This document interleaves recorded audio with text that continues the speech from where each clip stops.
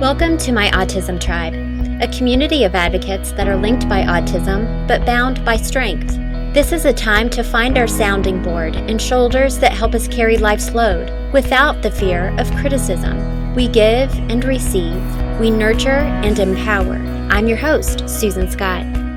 Autism is an extremely complicated diagnosis, and when you add teenage hormones to the mix, you sometimes get a new set of behaviors and possibly some challenges. My son is 5 now, but I know he'll be a teenager in a blink of an eye. I thought it was important to share with you a look into the world of a teenager on the spectrum. Words can't even begin to describe just how proud I am to introduce today's guest. Her name is Kennedy, and she's my niece. I've watched Kennedy grow into such a beautiful and lovely lady. This girl has so many strengths, many of which she may not even claim to have or even be aware of. But I've also seen the struggles, the complications that she experiences. So I thought I would have a personal conversation with her so I could better understand her views, her opinions, a look into her world. And if you're wondering, I have asked her parents for permission, and she has so kindly accepted the invitation. So please join me in a warm welcome to one of the pieces of my heart, my niece. Hi, Kennedy. How are you? I'm doing good. Good. Well, thanks so much. I think a lot of people are going to be really interested in today's topic, and I just want to thank you for kind of sharing your viewpoint on what it's like to teenage with autism. And there's so many questions that I have, and I know that we've talked about it before, but I want you to kind of introduce yourself. Just tell everyone how old you are, what grade you're in. Okay. I'm 14 years old, and I am going to currently be going into my first year of high school, so a freshman. Oh boy. Yay. That's so exciting. I remember when I was going in freshman, there's a lot of excitement there. There's some, all the uncertainties and stuff too, with what high school is going to be like. It's a big change. It really is. Well, I have watched you grow up, and of course, I'm a proud aunt. I speak about you fondly all the time to people, and I've watched you develop into just a phenomenal human being.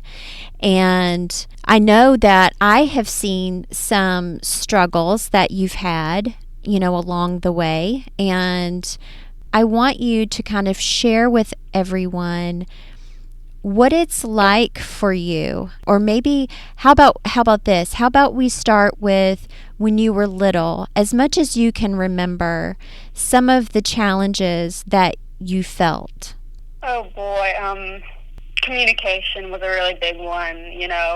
When you're young, you really don't know how to communicate at all, but with autism, it's way more harder, and you just don't know how to express your feelings or show emotion, or at least specifically for me, I didn't know how to show emotion or convey my thoughts and feelings. Right. And that's tough just for people in general, and then, but I've seen growth in that area for sure with you. Definitely. Yeah. And is that something that were you cognizant that you were working on that? Well, I just started becoming more vocal and showing expressions, and to be honest, just the last few years, like around 7th grade maybe, and so I definitely have been personally working on that. It took quite a while though. Yeah, and that's tough too, especially when you're experiencing some not so good emotions.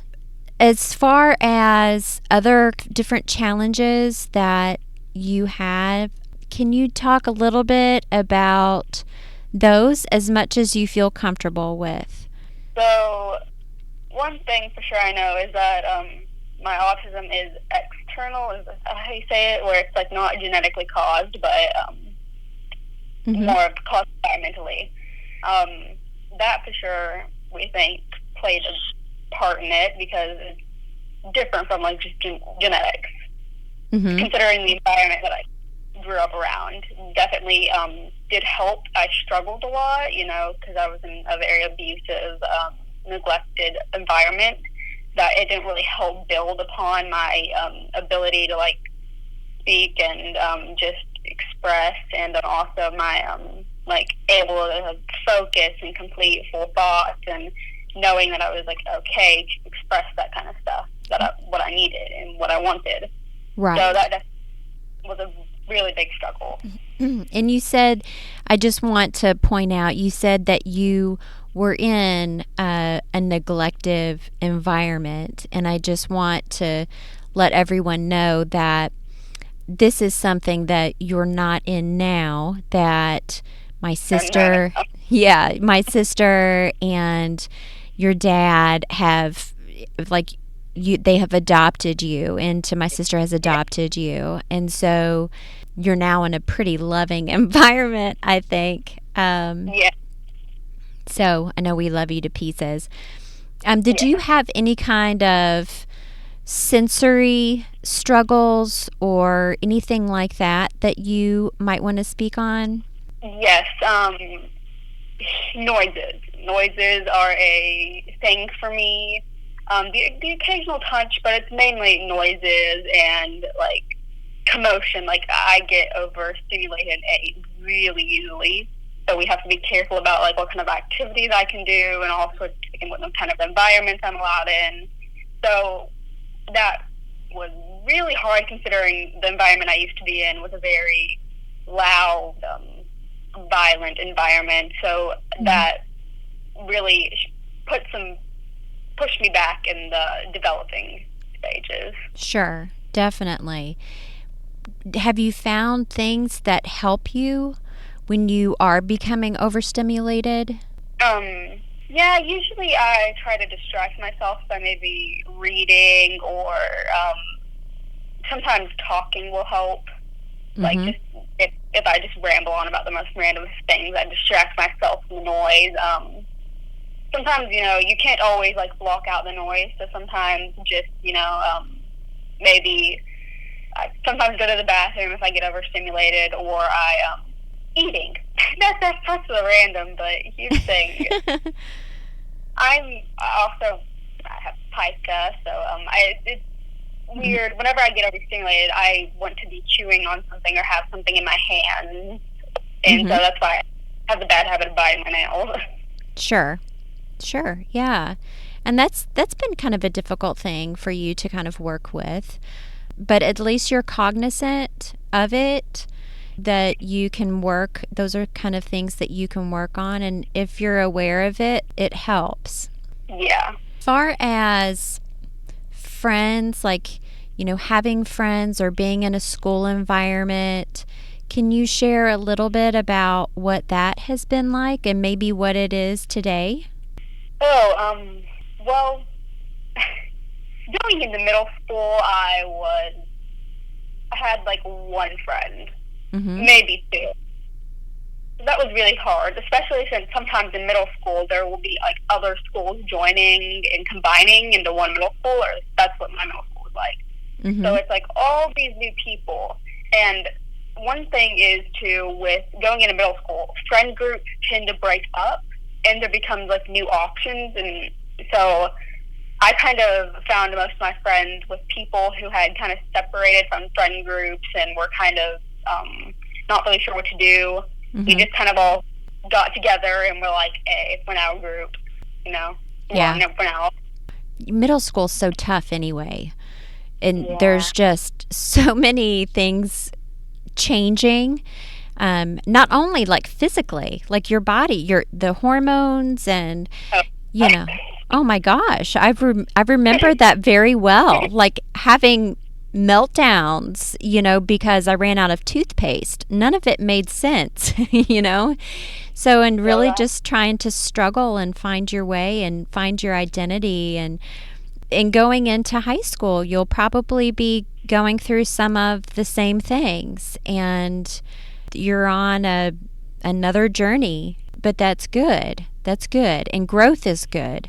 Can you talk about maybe some of the other things as far as making friends, or I've met, a couple of your friends, and they're all, very nice and very sweet. And, what are some of the things that you talk about, like with your friends? Like, do they know that you're on the spectrum, or do they know some of kind of the difficult situations that you can be put in? Yeah, some of them do. Some of them don't really know necessarily that I'm autistic, but they definitely know that, like, of my anxiety and all that kind of stuff, which a lot of them have trouble with that kind of stuff too. Mm-hmm. So it's kind of like we all found each other and are now helping each other try to get through that, and we understand each other and are just wanting to help each other. It's a great feeling when you know that you find a group of people that just get you and really just kind of accept you for the way that you are, and will also be an advocate for you. I think that's one thing that I've seen you grow in is self-advocating, speaking up and letting people know that you're not comfortable with something. And I think that that's really important. And I know that it's something that I want Alex to have too. And, just letting people into your world, there's nothing wrong with that. So you have a little brother, my nephew, Connor. Yeah. Connor is 4, and he is a little firecracker. Can you share? You're laughing, I know.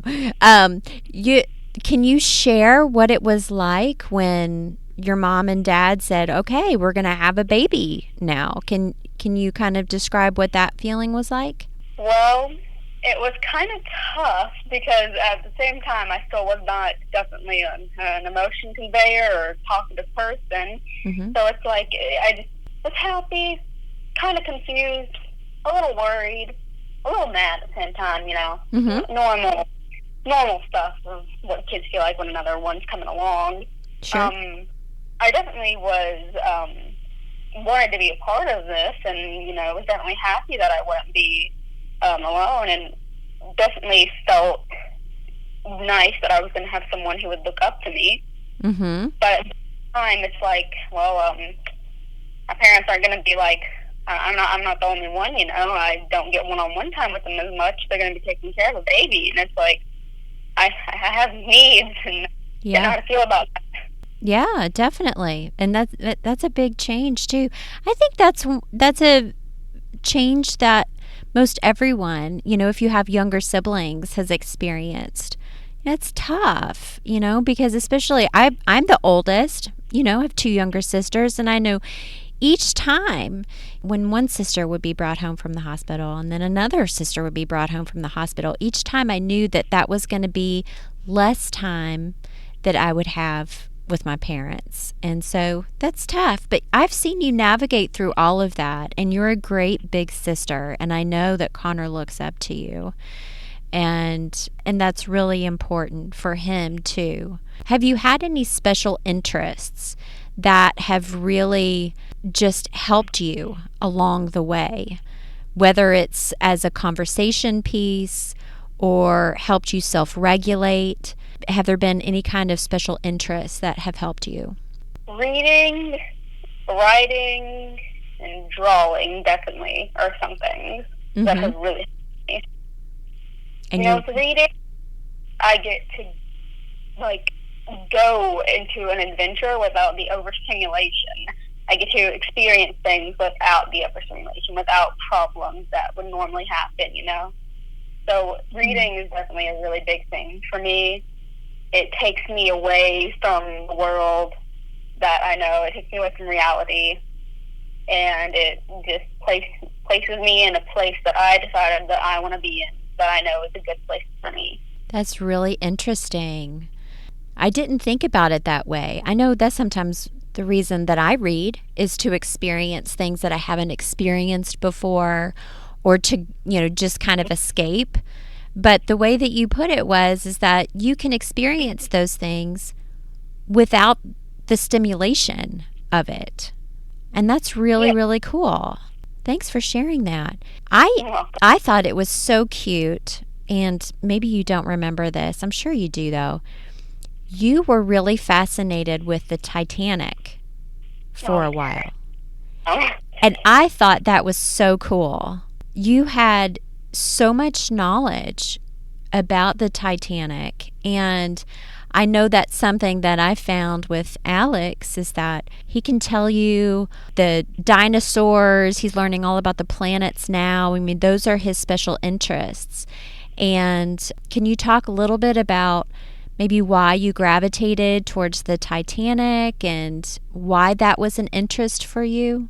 Well, I think because it just, I don't know, I was really pulled towards it because it sounded like something that you would hear in like a made up story, but it was real, and like things like that actually happen, and it brings reality into me, and it just makes me think, wow, stuff like this actually happens. Like, it was said to be an unsinkable ship, and it sank, and there was just so many things that happened on the ship. It was called the Ship of Wonders for a reason. It was so big. There were so many interesting people on it, and they all had their story.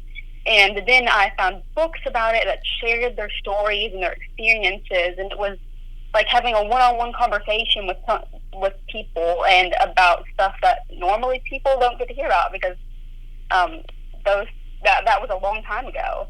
So it was really cool to have that account and that knowledge, and it was like mysteries and romances and sorrows and all sorts of stories connected into one. And I loved how everything was just brought into one place, and there was the whole catastrophe of it sinking. I don't know, that just kind of like gravitate towards stuff like that.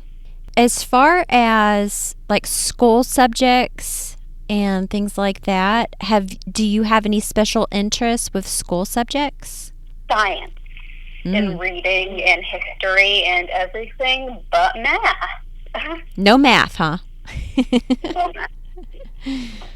Yeah. Well, I know that you're an avid reader. I mean, from an early age, you know, you've been gravitating towards books, and you're a very, very good reader. And then science, building things, and the Legos and things like that. And I've seen things that you've built that are just really beautiful. And the way that your mind works is very beautiful. Is there something that, like a profession that you feel like, hey, you know what, this is something that I may be really interested in? Well, my dream job is to be a forensic autopsy technician. Wow. Going to science field and forensics. You'd be great at that. Thank you. And so how did you come about that? I know you have the tie, you know, you like science, but why the forensic part of it? Well, do you know the show Bones? Yes. I would watch that, and I thought it was just so cool of how they got pulled into like these dramatic stories of this was murder, there was this robbery, and how they all got to be a part of it, and how they used like the bones to figure out stuff, and their surrounding clues and evidence, and just how like energetic it was, and the atmosphere. I just thought it was so cool because weirdly enough, death doesn't. I'm not afraid of it. In fact, I find it quite intriguing, and that's just something I feel gravitated towards. Yeah. Well, that's really cool. There are a lot of shows out there that have the forensic background and storylines and things like that, and they're all fascinating. But with your gravitation like towards science and also just being aware of detail, I think that would be a really cool fit. Definitely. Now, do you guys talk about kind of professions at school? Definitely. We definitely have, sometimes we'll just randomly have a talk about how we use this stuff in the real world and what jobs, like, we imply what we're learning to. And we just kind of try to connect it to the real world because you'll be studying math and you're like, why do we have to learn this? And the teacher will talk about, like, how you use it in specific careers, like engineering or stuff like that. That's really cool. I'm glad that they're doing that. So a lot of people that are listening today are going to be parents. And parents, I know, are always trying to get an inside look into their child's lives, right? We can't be with our children all the time. And you are what we live and breathe for. And what kind of advice would you give to parents who may have a child on the spectrum, whether they're young or older? If you want to get something out of your child, and if you want to talk to them or like get them to say something, definitely don't push and poke and try to like pry it out of them. That definitely shuts us down more, and we don't want to really talk. Mm-hmm. Just more of kind of set up the atmosphere or environment for like the ability to be able to say that. Because I mean, like if we don't want to say something, we're not going to say it. But like if you set up an environment to where we feel comfortable about saying that, you know, whether it be just like a one-on-one conversation or during dinner, you spark up something that's kind of subtle and we start talking. Like just it depends on the environment and the mood almost.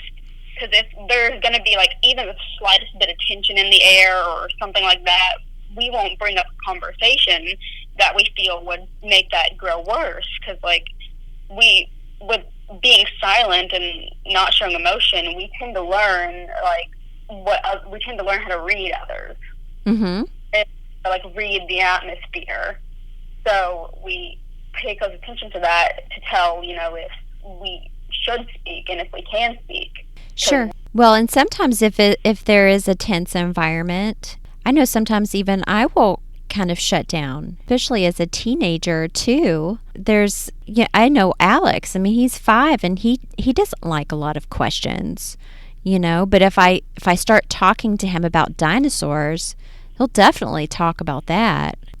Is there anything else any words of wisdom or advice that you would give parents or even people that have loved ones on the spectrum or friends? Well, going into like, especially if you have friends or loved ones or anyone going into like a middle school or high school and they have autism, definitely one thing is around this time I feel like they start to talk more, they start to engage more because like they're almost forced to, in a good way. Mm-hmm. They're brought out of the cell, and this is if you probably around the time that they're gonna start like actually engaging and talking to you, and there's also might be a bit of rebellion and like new ways that they're showing their interest or start to like come out about things that you never said before, and it might be quite shocking to parents, but it honestly doesn't really matter unless they're doing drugs. So definitely you should be mad at that. But besides that, I would just be happy that they're talking and speaking to you and feel confident enough to tell you this stuff. If it should be feel honored that, you know, they're starting to show themselves, even if it might not be the most admirable thing. Like if they're a goth, they're a goth. If they're emo, they're emo. You know. Sure. If they love big pink and poofy dresses, that's great that they're expressing themselves and that they're learning how to do that. Yeah. Wow. So that's definitely something to be prepared for. Yeah. That's something that will happen, you know. That's a great point. Well, I'm really excited for all those that don't know. We're going camping next week and the family, and I'm just really excited. You've kind of grown up camping since you've been in our family, and we always have such a great time, and this will be the first time that my son has gone camping, although we have put the tent up in the living room to get him prepared. So I think that he's really excited, but I can't wait to see you next week and have so much fun. And again, I can't thank you enough for allowing all of us to come into your world and hear your viewpoint and your opinions on things. I definitely enjoyed this, and I do hope that I did help parents out there, even if it was a bit of an awkward situation. But you did great. I'm very, very proud of you, and I know everyone else is too, so thank you. Kennedy brought up some amazing tips today, some advice to share with us. I speak with a lot of parents whose children are entering into the teenage world or have been in this world for a while, and here's some other tips that they've given me. Number 1, and Kennedy touched on this, don't ask too many questions.